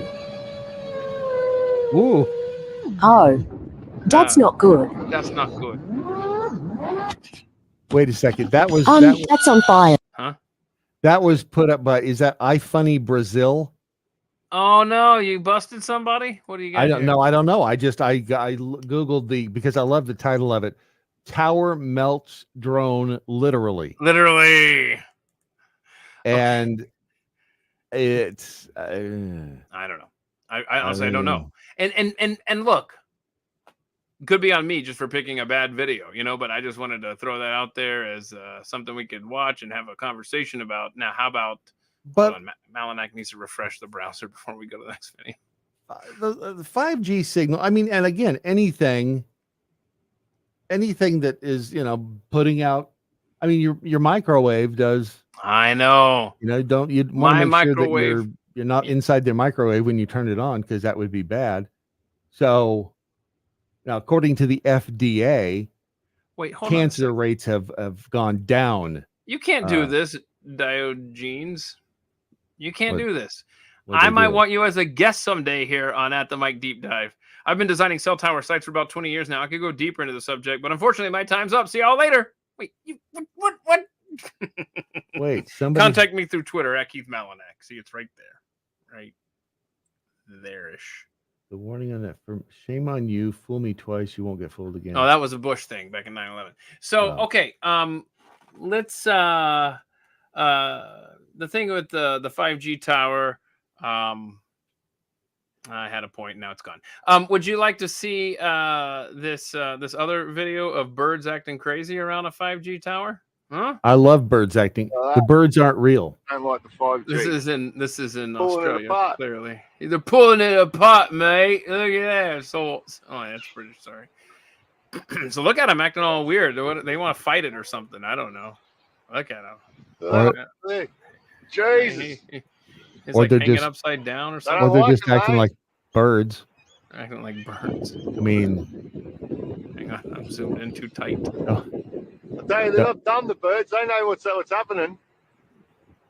Maybe they're just looking for a place to land. I mean, they look like birds just being birds to me, but Well, this God, guy, they're going for it, aren't they? he's like, they're trying to kick his ass. That's what he's saying. Right. 5G. He doesn't likes look like a good Australian that's drunk. Oh yeah, I mean that's. I mean, it's just The best to kind me of that looks like Australian. birds just being Okay. birds. Okay. Well, that's just me. That's just you. So I don't know. Is there something to 5G? Is there something to? Have you ever read the book Spy Chips? No. Read the No, book. like I had to think about that. I haven't read a book in so long. I mean, I've read, pieces and parts, but I have not. So no, I have not. So that book read that. 20 years ago, I think when you combine what that book warns about and marry it to 5G, this is just me just kind of thinking this on the fly here. I have no idea where this analogy is going. Are you talking? But what I'm saying is, could get interesting if you combine 5G with that Spy Chips book. Anyway, that's a future conversation. Okay, I can't remember the name of the author, the lady that wrote it, but it's a fascinating read, especially when you put yourself back 20 years ago when it came out. Okay, Catherine Albrecht. Yes. I believe I heard that interview on Coast to Coast AM. Hey, look at that. Benjamin says that's normal pigeon behavior, so everybody can just chill. Pigeons are weird. Can we all agree on that? Pigeons are weird. They're rats with wings. Oh my gosh. Can I just say that, you mentioned New York. Mine? Right. You mentioned New York City. Mm-hmm. And I remember walking from the train to work at Glenn Beck's building there in New York one day. I was walking through Times Square, and there was a pigeon. This is talk about a cannibal, man. He's eating like a chicken wing that's on the ground. And I had to stop there for a second. That's your cousin. That's what I thought. In fact, I posted on Facebook. I'm not on Facebook anymore. But I remember posting and going, cannibal. Because it was gross. He's like, right. I didn't realize they were carnivores. I don't know. Maybe this one was just, maybe he had something against, maybe that was the wing of a pigeon that he just wasn't a fan of. Well, when you're hungry and Bob goes down and you're hungry, Bob looks good. Yeah. Look, you don't want to be hangry. You ever try to fly when you're hangry? It's not fun. It is not fun. Oh, I hate it. At all. So, okay. I know that you have some stuff that you want to talk about here today. I don't want to. I do. Mine is that I have gotten into pyramids and stuff. Pyramids and stuff because the theory behind the pyramids, we've all been taught that's where they were burial vaults for pharaohs and slaves build them, right? Slaves, and the common scientific theory, the accepted modern scientific theory, is that the pyramid was built over the course of was it 20 or 30 years? It was a long time. 20 years. The problem is being that there are 2.3 million stones in the pyramid, Great Pyramid at Giza. If you were to build that in 20 years, you would have to lay a stone every 4 minutes. So you'd have to cut and lay the stone constantly, 24/7, every 4 minutes to build that thing in 20 years. Around the clock. Yeah. It's just common, no just smoke math. breaks. Right. Exactly. And that we heard, and that was the other thing, like you said, we heard that it was slaves who did it, which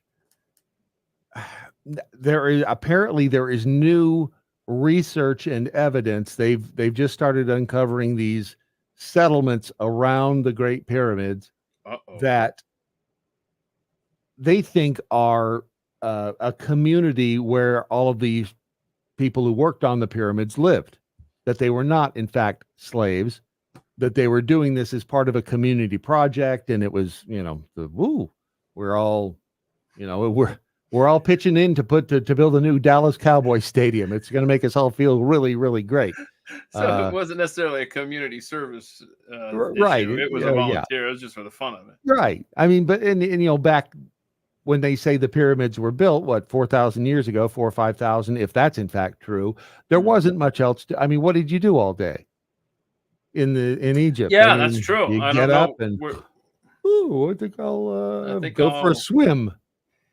Yeah, I don't know what they did for fun back in Egypt. I guess outrun the Nile floods. Maybe, but it's when you start looking at the way the pyramids were built, and the fact that they used all this finely the stone that was. Let's see if I can get that word. Now I've lost my mouse.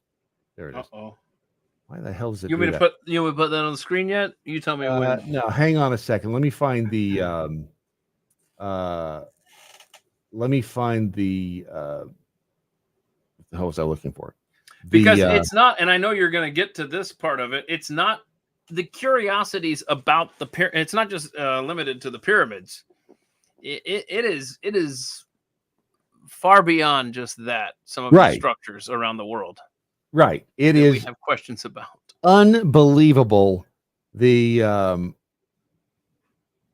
is unbelievable what we have been able to see in these pyramids. Mm-hmm. And part of it is the assemblage of rocks. You can go ahead and grab that one. Okay. I'm gonna hope against hope with this. Nope, can't do that. So anyway, this is this is what are the largest pyramid stones saying? The pyramid of Egypt, whole kingdom, contains some magnificent stones. But look at the work. I mean, just look at the way the stones are fitted together. And this guy, if you are not familiar with History for Granite on the YouTube, he's got some amazing videos. Look at all the rocks. Look at all the stones that are. I mean, and that's a deceptive image because it is huge. This thing stands 430 some odd feet tall. I mean, it's just monstrous. And again, what else you gotta do? Right. Yeah. If you're in ancient Egypt, you've got nothing else to do. Might as well go out in the sun and drag these big rocks around. Right. And these things are monstrous. Some of these are, 6 tons. Some are 60 tons. And they were able to put the interior of these pyramids together with such incredible precision. The interiors. Yeah, let me see. Where's another? Well, there's another example of the exterior. By the way, the pyramids were originally covered in polished white limestone. I mean, so they were like blinding white, and because they were reflective, polished. I mean, can you imagine what that looked like in the middle of the desert in the sun? It was like, when I lived in Nashville and they built the Batman building, it sat in the perfect position so that if you were driving up I-65 in the afternoon, the sun would hit that sucker and just blind you in the afternoon. So I bet rush hour traffic was fun. They had accidents. They probably still do because I don't think they've done anything to the building. But think about being in the desert and seeing seeing off in the distance, this blinding white reflective surface. And again, I think that's a doorway right there. So these blocks are all a doorway. A doorway to where? Inside the pyramid. Well, that was the other thing is the entrances to this thing were hidden until they, started just knocking stuff off. And apparently over the course of the years, all this polished white limestone has been stolen and used in other projects around Egypt. But again, going inside and looking, I mean, nothing more than just looking at the way this thing was built and the seams. Keep that up right there. See how precise. They didn't have tools or lasers. Hell, they didn't have, your table saws. No. I mean, they didn't have. I mean, this is marble, right? In there, it's a granite and limestone. Granite and limestone. Some of it came from 500 miles away. The prevailing theory or the prevailing scientific accepted, and if you question it, you're not allowed to come back and look at the pyramids, because that's what they do to people like Graham Hancock. Wait, and these say other, this again. What now? if If you unless, question the original, yeah, the actual official story, right, they don't even let you show back correct. up there? Yeah, they've banned some archaeologists from even going there and looking at the pyramids because they say, wait a second, we're not buying this whole. It was done, by ancient Egyptians with these hand tools. And let me show you these hand tools, I can't because wait. this is those are the hand tools of ancient Egyptians. Shut up. And yeah, and how you would begin. And excuse me, they also used rocks as hammers. So they had those tools and hammers. These are literally the only tools they've ever found. I don't know if it's these precise, but a group of very similar looking tools were used Hang on a second. to build the pyramids. And even that big one down there. No, come on. Not a chance. Let's see. Let me. Is that a good image right there? Were there ever any tools buried? So considering the length of. Let's see. There's a. You can find them online if you look up pyramid building tools. You'll find. Well, here's a fine example. These are some of the tools that they say were used to build the boats, and that's a representation of one of the boats.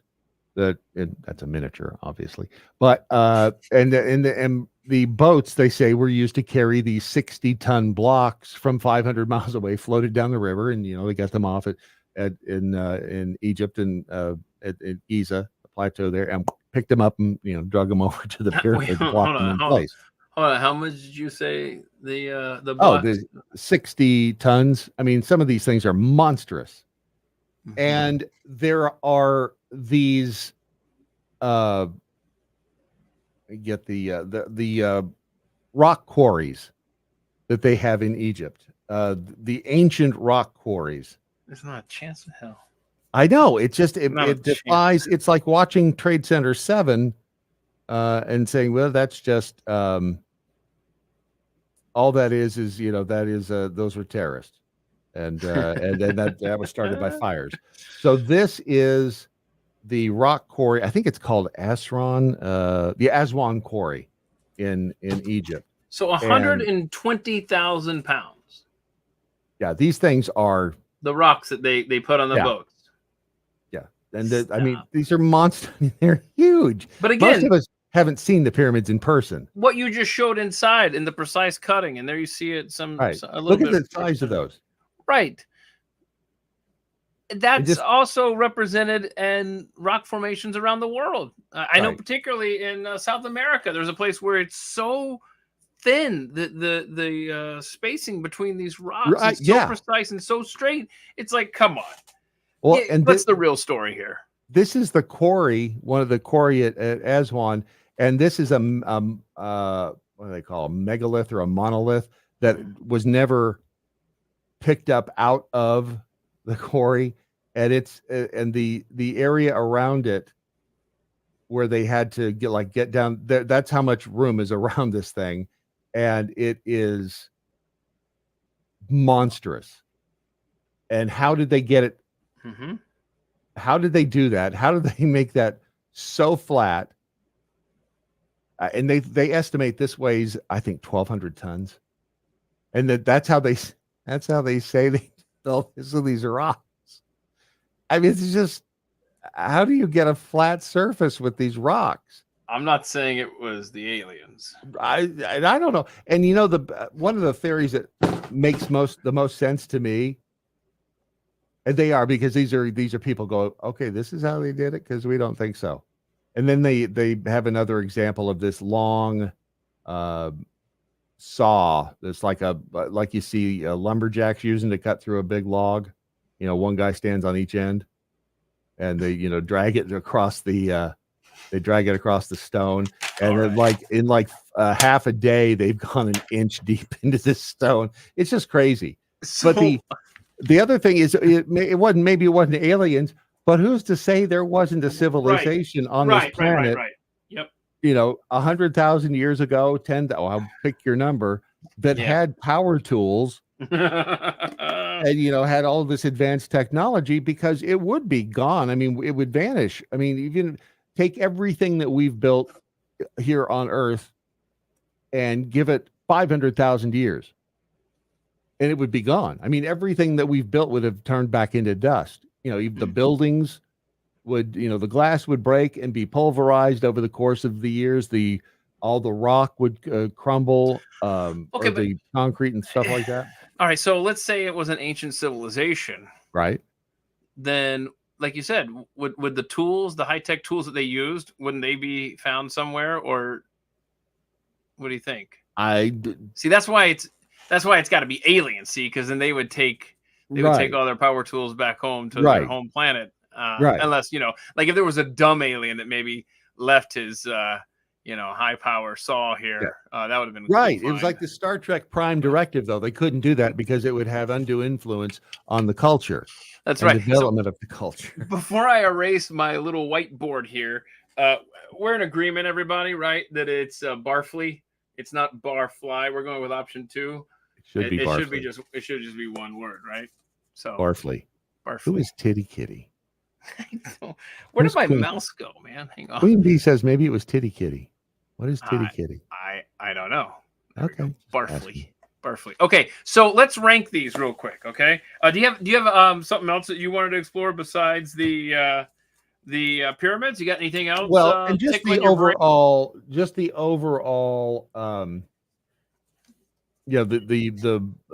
the rock quarries, because you mentioned there were some in South America, and then this one is where is this one?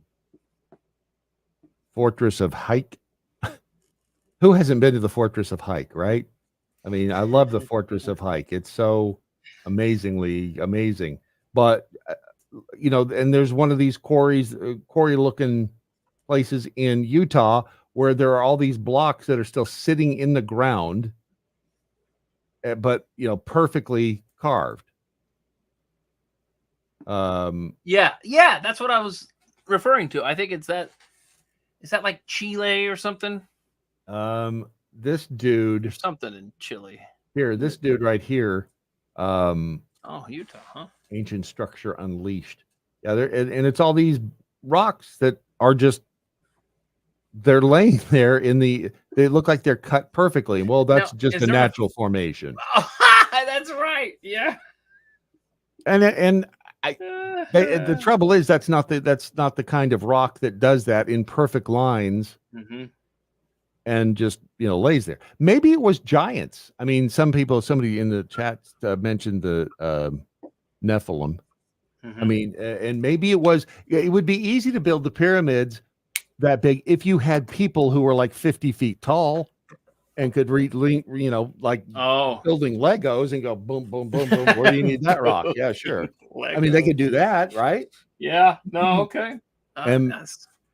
But where's the evidence that they ever existed? We don't have bones. Oh, okay. This is another topic that needs to be explored about.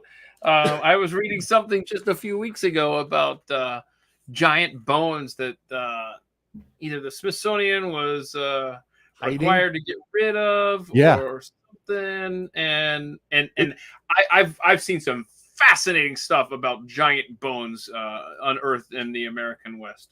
And every story that I've seen about that, it's like, no, they didn't exist, and it's been debunked. And honestly, though, has it? I don't know. I've never been in front of the bones to see it. I've never personally seen them, so I can't say that they really exist, but I can't say they don't exist.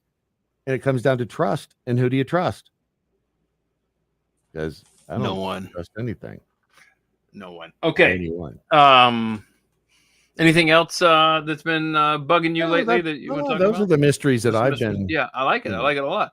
Well, so we've covered. What have we covered? We've covered Bigfoot. We've covered the Las Vegas aliens. We've covered World Trade Center Building 7. We've talked about 5G. We've now talked about pyramids and rocks. And if you're just tuning in, and a lot of you haven't, I appreciate it. You can go back. This is posted at youtube.com/atthemic. It's also going to be pinned later today at the top of my Twitter page at Keith Malinak. Okay, we got to talk about JFK, because that is the creme de la creme of conspiracy. The granddaddy. Yeah, the granddaddy of them all. So let me, I will warn you, this Zapruder film, especially this slowed down version of it, is quite graphic, and you just need to be prepared mentally. I want to make sure that y'all realize what you're getting into when I put up the JFK video from Dallas, Texas, November 22nd, 1963. So the official story is Lee Harvey Oswald, lone gunman. I mean, this is one that if I had a guest on to talk about this is definitely one where I'm not showing up to the party going, I don't know, convince me. I should have brought up the book that I absolutely love. In fact, I'll try to get that on the screen here. And it's been getting traction here lately. Robert Morrow, and you can't even find this book. It's so out of print now. Firsthand Knowledge, how I participated in the CIA mafia murder of President Kennedy. Yeah, you can get it used on Amazon right now. Paperback, $33, $46 if you want the hardcover. It's weird when you go to the webpage. Well, anyway, this is the back of the. Why does Amazon have the back of the book? Hang on, I'm trying to find the cover for you just so you can see the words written on the back. So you can see the words written on the front, I think is more what you want to do, right? Anyway. Sure. I'm not getting a good picture. Have you ever been up to the 6th floor of the book depository? I have. It's a very well done museum. In my opinion. When it first opened, and it opened in 1989. Okay. The 6th floor exhibit opened to a response. Okay, so I swear the first time I went there that it wasn't set up the way it is now. Oh, we got a conspiracy within a conspiracy? No, it was not all nice and neat and tidy. It was when I first went there, it was in the early 90s, and you could actually go to the window that he supposedly shot from. Now you can't go to that window. You can go to one next to it, but you couldn't go to the window. And yeah. Wonder why that is. Probably because people were wearing it out. I don't know, but yeah. It's I don't. You can get the book on Etsy for $67. There it is. That's the book I have. Firsthand Knowledge, Robert Morrow. And in fact, again, shame on me. I hadn't watched the movie JFK from Oliver Stone, who, by the way, I did reach out to quite a while back. He didn't answer either. Can you believe that? Oliver Stone not replying to me. So anyway, and I thought, you know what? Because so I never saw JFK 30 years ago. I read this book cover to cover, couldn't get enough. Believe it. Believe the story and the words within. And then I watched JFK, and I said, "Wow, there's a lot of similarities. There's a lot here that jives with the book. You know, it's almost like the book from the anyway." I then found out later that Robert Morrow actually consulted with Oliver Stone on the making of the movie JFK. So there you go, for what that's worth. But I highly recommend this book. Do you remember what they said about Oliver Stone back when that movie, just after that movie came out? I remember he was mocked. Yes, I didn't understand it at to the point where I didn't even want to watch the movie, and shame on me. Yeah, I know exactly. And yes, I could. I loved the movie, and I only recently watched it, like within the last year. And I mean, there's a lot of shame on me's, man, over the last 30 years. That it's like, man, you should have had a more curious. Like I started the show. I wish I had a curious mind 30 years ago. I know. Instead of just in the last, 10 or so. I was curious, but not the way I am now. Right. So let me get the Zapruder film back up. And I mean, honestly, I don't know. I don't know if you want to analyze this. If there's anything that stands out, anybody wants to tell us to pause it. It's kind of tough to say that, I guess. But anyway, I mean, here it is. Don't forget, it's going to be graphic. What if you yell out pause when you want it paused? Pause. Cool. Not Let's see how it works. Them. This is the stabilized version. The way you had the Bigfoot one earlier. Yeah. That's what this is. And it's very slow, which only adds to the graphic nature of it. I don't know. I've ever seen this. Yeah. And it feels like the way the limo turns here. Are we getting it from a different person? Is it like a mirror? I'm trying to think here. No, nope. This is right. Okay. Nope. It's coming from because it makes that turn, and then which is why it doesn't make any sense if you're standing up there in the window of the book depository. Right. It makes no sense. Yes, that's fair. Yeah. Had the perfect shot coming straight at him, and he waits until the car is almost out of sight. Okay. Yeah. And that's what we're going to have an issue here in a second. So have you ever watched anybody? Please go to Hulu if you've got it and watch the show 11/22/63. It's an 8-episode thing. And a guy, the premise is he goes back in time. It's almost like a quantum leap thing. He goes back in time to try to stop the assassination of John F. Kennedy. I freaking love that show. The Franco thing, right? The James Franco? Yep. James Franco. Yep. Nick Cersei's in it too. Let's see here. Okay, so here we go. Now, okay, see how he's reaching for his throat there? So one shot's already fired. He's got problems, see? And Jackie's starting to look, and I won't pause it when his head explodes because I'm warning you, it's coming. Spoiler alert, he does die. Okay, and see, he's looking here, and then it's getting too low, isn't it? Shoot, I got it. Hang on. Drag it up. Okay. Oh gosh. Clearly, it was a straight-on shot, right? I mean, it was down at his level, I should say. It sure looked like it. Yes. Was that from the front or the back? That's the other thing I didn't want to bias your reaction. But I don't know. It's hard to say because in the movies, when somebody gets hit from the front, sprays all over everything. Where is it?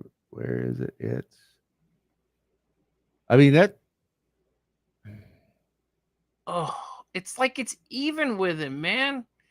Oh, it sure looks like it. And then he falls to his left. It's not from the back like you were just saying. What is she? And they say she was out there. She was trying to like collect pieces of his head that were on the trunk. But does that look like? It didn't look like that. What she was trying to do. It looked like she was going to get me the hell out of here. Yeah. Which the hell with him. Let me get me out of here. So that's off they go.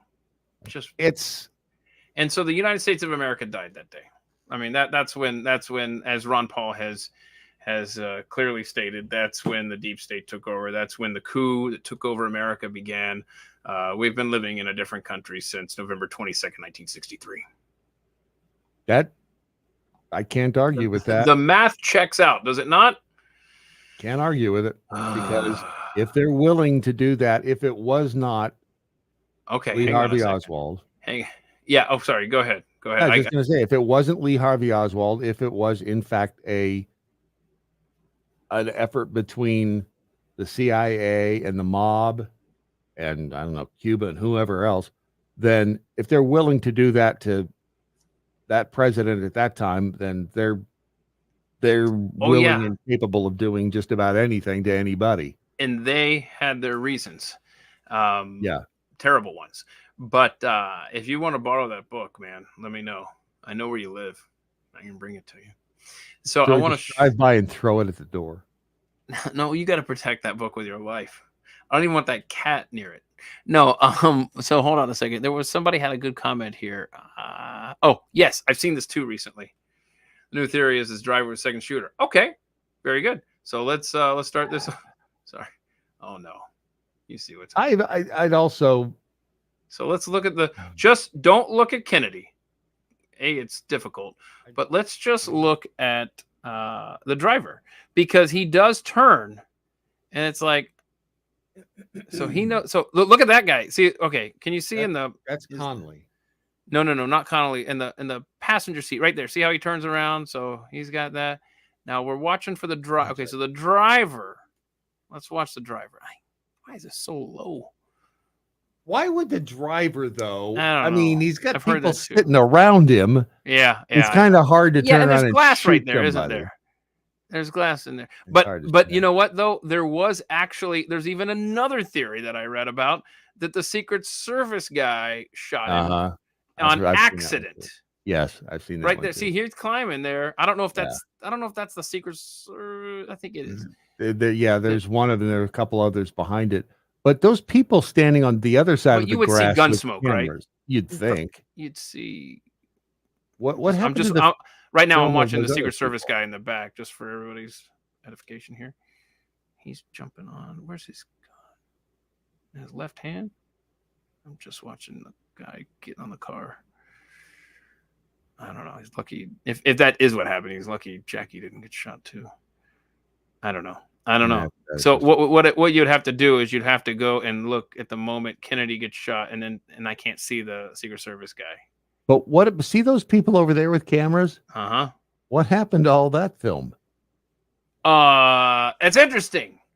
You need to we're gonna have to do a whole show on this thing, man. There's so much. It's like if you put the JFK assassination, all these people you see, they got visits, and they weren't friendly visits. They were hostile visits. Whoa, you're saying, wait a minute, are you saying an agency of the federal government would go to citizens' homes and harass and or arrest them for that's crazy. I would say that that there also needs to be a lot more looking over at the train yard.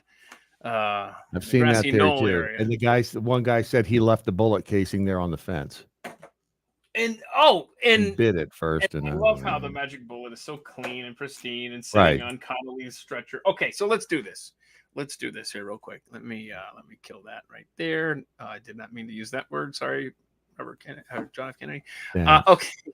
So here are three of the stuff, like the Bigfoot and the aliens and the 5G. We were just kind of just babbling about here. But of these three that have like official stories, right?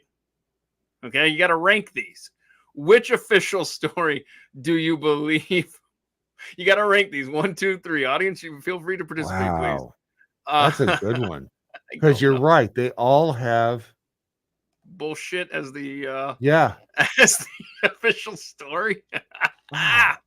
How do you do this? Gun to your head, no pun intended. Rest in peace, John F. Kennedy.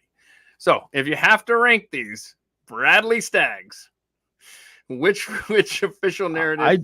It's impossible. This is impossible. Yeah, it is. And because all I can do is put him in my brain in chronological order.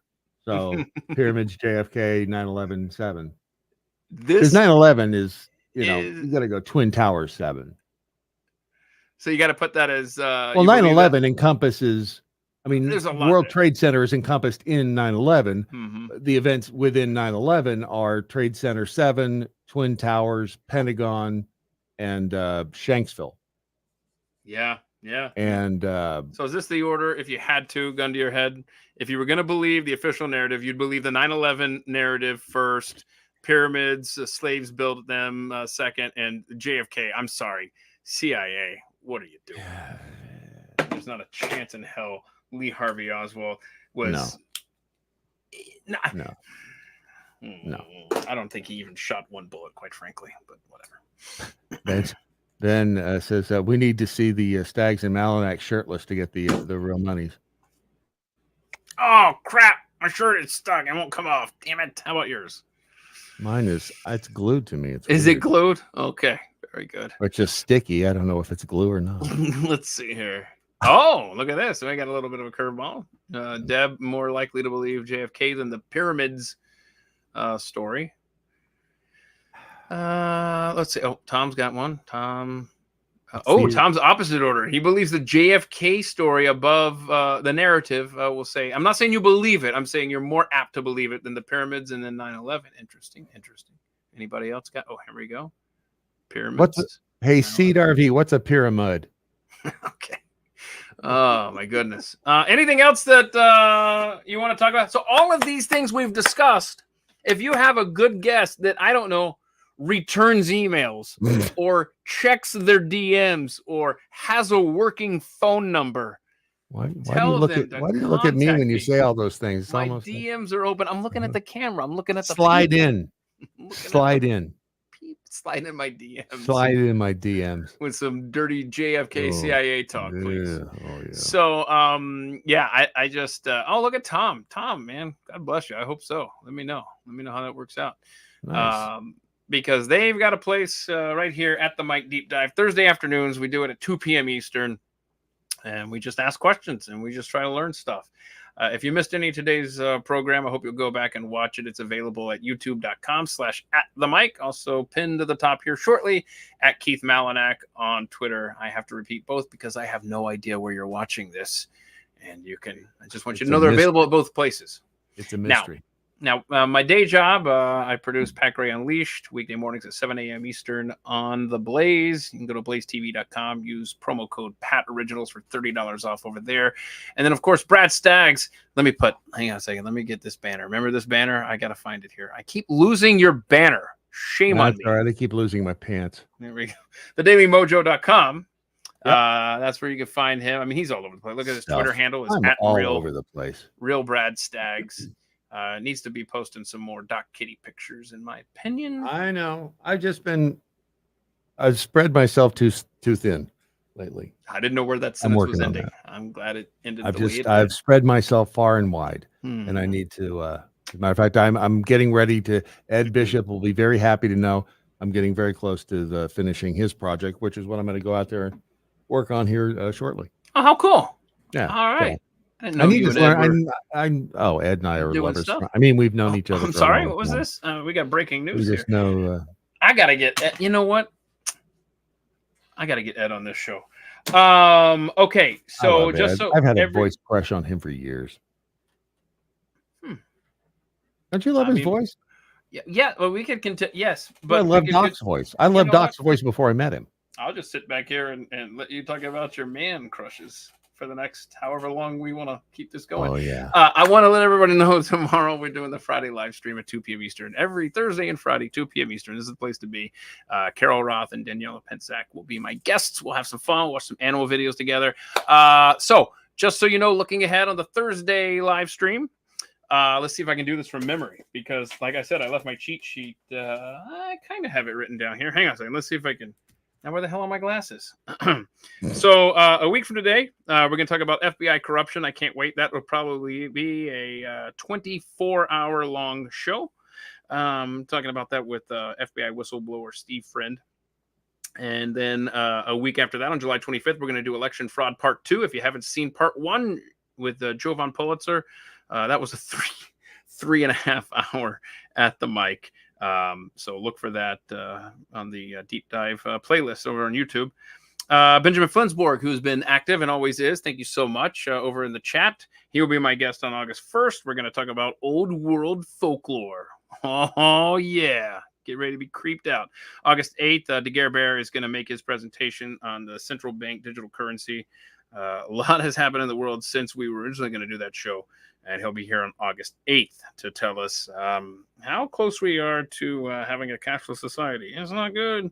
August 15th. Pretty damned. Pretty damn close. August 15th is to be determined. Maybe a guest that you recommend. Okay. Maybe that'll be the guest on August 15th. I will be out the last two Thursdays and Fridays of August doing some traveling, but then we'll be back full bore in September. Okay. Full bore. I think you should choose a different term. In all of our glory. Because full bore makes it sound like, I'm not the one who's spread too thin. I'm spreading myself. I'm spreading myself. We're good. Thank y'all so much. Let's see. I'm just looking here to see if he's got any guest ideas. Okay, cool. You send me some DMs. Let's get some good guests in here. I've got other topics rolling around my brain. Brad, as always, I'm grateful for your time and your presence in here. It's fun hanging out. And I love you too. I'll let you borrow that book soon enough. Everyone, enjoy the rest of your day. Please tell everyone you know, even if you hate them. This show might bring you together with your enemy. It could be. Find common bond. Find a love connection. Share the show. Thank you so much. I'll talk to you later. We'll see you tomorrow at 2 p.m. Eastern for the Friday live stream. Bye-bye. Bye.